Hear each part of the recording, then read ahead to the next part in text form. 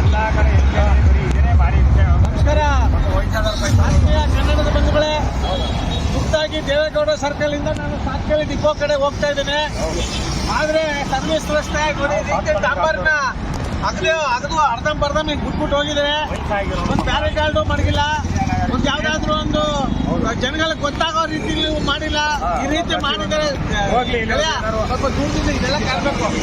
ಈ ರೀತಿ ಮಾಡಿದರೆ ನಮ್ಮ ಜನ ಹುಚ್ಚಾಗಿ ಕುಡಿಯೋದಕ್ಕೂ ರಾಜಕಾರಣಿಗಳು ಅಧಿಕಾರಿಗಳು ಮನೆ ಹಾಳಾಕೋರು ಮನೆ ಕೊಟ್ಟಾಗ ಮಾಡೋದಕ್ಕೂ ಸರಿಯಾಗಿ ಹೋಗಿದೆ. ನಾವು ಏನಾದ್ರು ಹೋರಾಟ ಮಾಡೋ ಹೇಳಿ, ಎಷ್ಟು ಅಂತ ಹೋರಾಟ ಮಾಡೋದು ನೋಡಿ. ಅಲ್ಲಿ ನಿಲ್ಗಟ್ಟೆ ನೋಡಿ ಒಂದು 15-20 ಕಡೆ ಹಾಕ್ತಿದ್ದಾರೆ.